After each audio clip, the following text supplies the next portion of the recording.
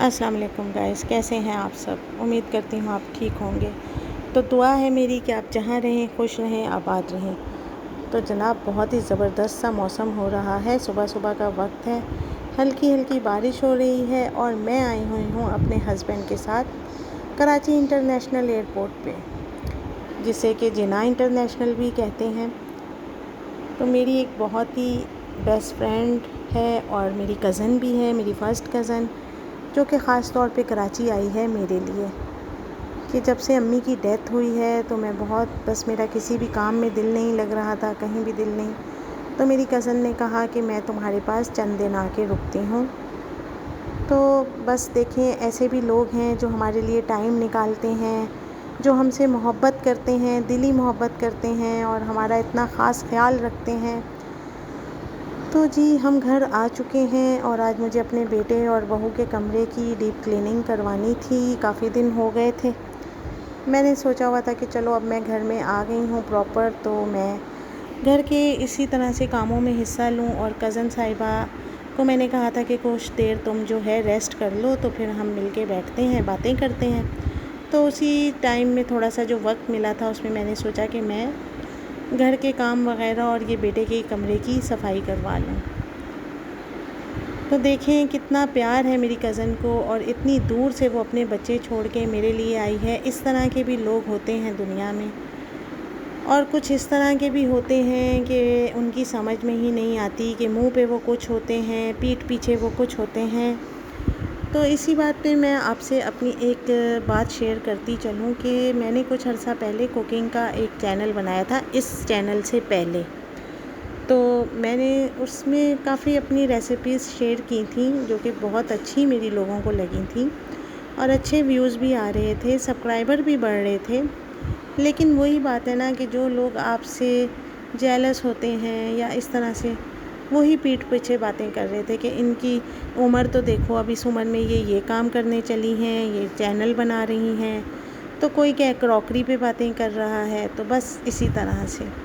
اور جناب لوگوں نے تو مجھے اس پہ بھی نہیں چھوڑا، لوگ کہتے ہیں کہ جی آپ تو ہر وقت بس ہیلپر سے ہی کام کرواتی رہتی ہیں، آپ کے تو سب کام ہیلپرز کرتی ہیں، اور آپ کہتی ہیں کہ میں یہ کام کروا رہی ہوں۔ تو جناب کوئی مجھے یہ بتائے کہ ہیلپرز خود سے کر سکتی ہیں یہ تمام کام، یا ہم ہیلپر کے حوالے کر سکتے ہیں اپنا گھر؟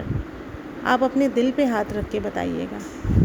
بس اسی طرح سے جلی کھٹی باتیں سنتے سناتے زندگی گزر رہی ہے۔ تو کزن صاحبہ جی سو کے اٹھ گئی ہیں اور لنچ کا بھی وقت ہو چکا ہے۔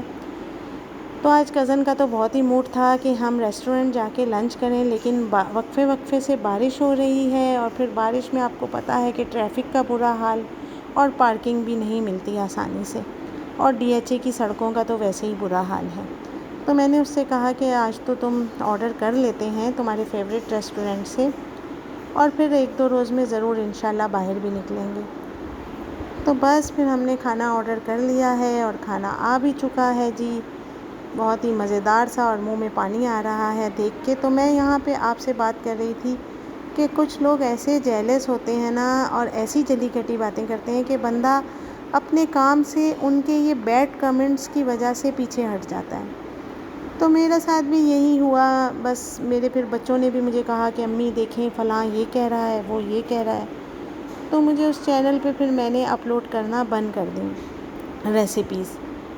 لیکن ہم عورتوں کو بھی ضرور اپنی زندگی میں کچھ نہ کچھ کرتے رہنا چاہیے۔ اگر آپ کو گھر سے پرمیشن نہیں مل رہی ہے جاب کرنے کی، تو ضروری تو نہیں ہے کہ آپ گھر میں ہاتھ پہ ہاتھ رکھ کے بیٹھے رہیں، یا آپ کی عمر تھوڑی بڑی ہو گئی ہے، ینگ ایج سے نکل گئی ہے، تو اب آپ کچھ کر نہیں سکتے۔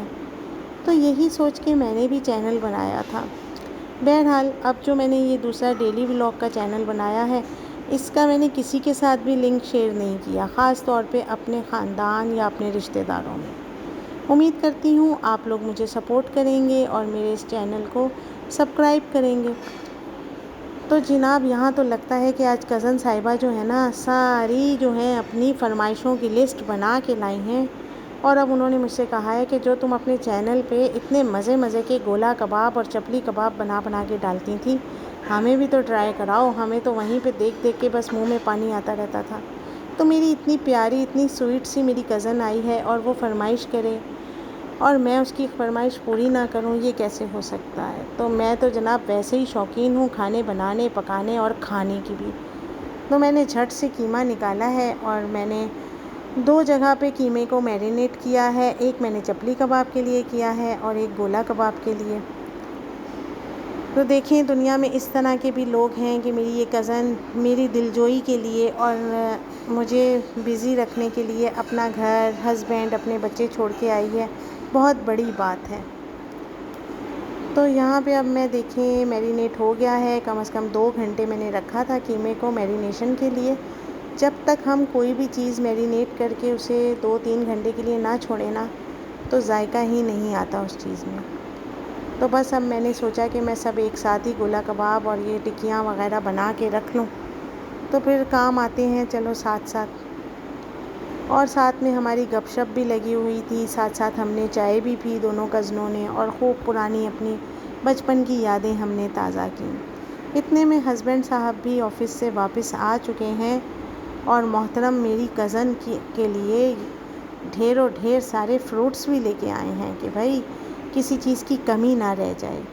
تو مہمان تو اللہ کی رحمت ہوتے ہیں اور ہمیں بہت خوش ہونا چاہیے کہ ہمارے گھر اللہ کی رحمت آئی ہے۔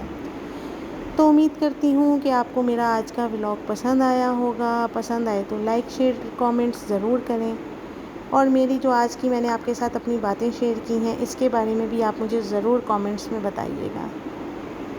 امید کرتی ہوں